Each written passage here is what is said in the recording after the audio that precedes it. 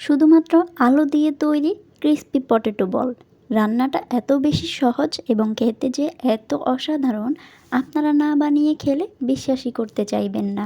Hello everyone, আসসালামু আলাইকুম। তার আগে বলে রাখি, সুমাইয়া কুকিংয়ে তোমাদেরকে স্বাগতম। আজকে আমি শেয়ার করব দুনিয়ার সব থেকে সহজ একটি স্ন্যাক রেসিপি।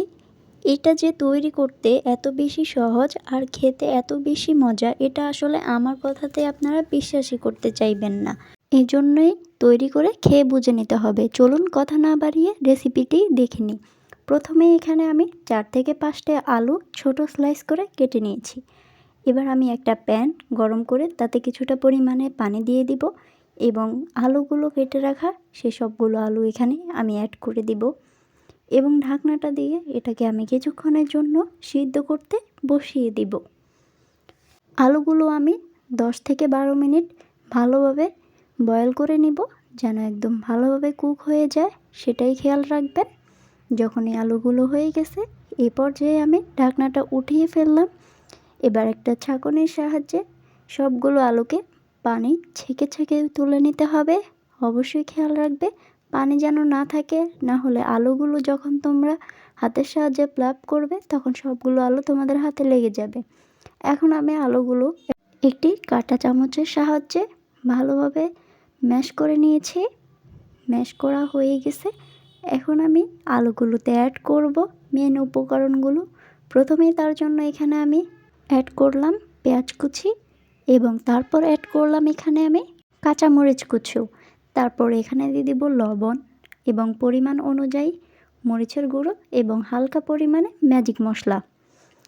এবং তারপরে এখানে অ্যাড করব আমি কিছুটা পরিমাণে ময়দা এবং এগুলোকে আমি হাতের সাহায্যে ভালোভাবে মিক্স করে একটা ড্রো তৈরি আসা পর্যন্ত অপেক্ষা করব। যখনই ড্রোটা তৈরি হয়ে আসবে, এই পর্যায়ে আমি ড্রোটা কিছুক্ষণের জন্য রেস্টে রেখে দিব এবং কিছুক্ষণ পর ফিরে এসে আমি হাতে কিছুটা পরিমাণে তেল এখানে মেখে নিয়েছি, যেন হাতে আলুর ড্রোটা না লেগে যায়। এবার আমি কিছুটা পরিমাণে আলু নিয়ে 2 হাতের সাহায্যে এভাবে একটু প্লাপ করে এক হাতে চেপে চেপে আলতো হাতে কিন্তু এগুলোকে আমি গোলাকারে বানিয়ে নিব। কতটা গোলাকার দিয়েছি সেটা তোমরা দেখেই বুঝে নিবে এবং এভাবেই আমি কিন্তু সবগুলো পটেটো বল গোলাকারে করে নিব। দেখো আমার পটেটো বলগুলো কিন্তু হয়ে গেছে। এবার এগুলোকে আমরা কুক করে নিব। তার জন্যই প্রথমে একটা প্যান নিয়ে নিব। প্যানটা যখনই গরম হয়ে আসবে, এই পর্যায়ে কিন্তু আমি এখানে সয়াবিন তেল অ্যাড করব। এই তেলগুলো কিন্তু পরিমাণ অনুযায়ী অ্যাড করতে হবে, একটু বেশি পরিমাণে অ্যাড করতে হবে, না হলে সবগুলো আলুর বলগুলো লেগে লেগে যেতে পারে। তাই এখানে আমি পরিমাণ অনুযায়ী কিন্তু তেলগুলো অ্যাড করলাম। আর তেলগুলো গরম হয়ে আসা পর্যন্ত কিছুক্ষণ অপেক্ষা করার পর যখনই গরম হয়ে আসলো, এই পর্যায়ে কিন্তু আমি একটা একটি করে বল আলতো হাতে দিয়ে দিচ্ছিলাম এবং একটু পাশাপাশি করে দিয়ে দিব সবগুলো বল। আর অবশ্যই খেয়াল রাখবে চুলাটাকে লো টু মিডিয়াম আঁচে রাখার জন্য। এখন আমার সবগুলো বল দেওয়া হয়ে গেছে। কিছুক্ষণ অপেক্ষা করব, একদম লো আঁচে দিয়ে রাখবো। যখনই এটা একদম হালকা হালকা কুক হয়ে আসবে, এই পর্যায়ে আমি একটা একটা করে বলগুলো উল্টে পাল্টে দিব।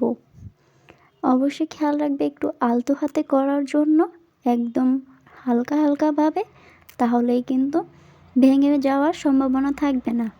আমি সবগুলো বল উল্টে পাল্টে দিয়েছি এবং এখন আমি যখনই এগুলো একটু শক্ত শক্ত আসছে, এই পর্যায়ে সবগুলো বল ভালোভাবে নেড়ে চেড়ে দিচ্ছি। এবার কিন্তু ভেঙে যাওয়ার কোনো সম্ভাবনাই নেই। অবশ্যই খেয়াল রাখবে চুলাটাকে লো টু মিডিয়াম আছে দিয়ে ভাজার জন্য। এখানে আমার সবগুলো বল একদম লাল লাল হয়ে কুক হয়ে গেছে। এখানে কিন্তু আমি বলগুলো 8 মিনিট ধরে ভেজে নিয়েছি একদম লো আছে। তোমরা চেষ্টা করবে একটু বেশি সময় নিয়ে বলগুলো ভাজার জন্য। এখন সবগুলো বল তেলগুলো ছেঁকে ছেঁকে আমি উঠিয়ে নিচ্ছি। এই পটেটো বলগুলো খেতে যে কী মজা, আমি আসলেই আপনাদের বলে বোঝাতে পারবো না। আপনাদের তৈরি করে খেয়ে বুঝে নিতে হবে। আর তৈরি করা এত বেশি সহজ যে কেউ তৈরি করে নিতে পারবেন। তৈরি করতে কোনোই ঝামেলা নেই।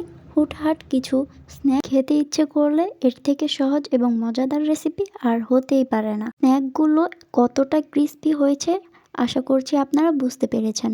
উপরটা ক্রিস্পি আর ভিতরটা জুসি এবং নরম। মুখে দিলেই জাস্ট অন্যরকম একটি ফিল পাওয়া যায়। আশা করছি রেসিপিটি আপনাদের ভালো লেগেছে। ভালো লাগলে আমার চ্যানেলটি সাবস্ক্রাইব করে রাখবে নতুন নতুন ভিডিও পেতে। আল্লাহ হাফেজ।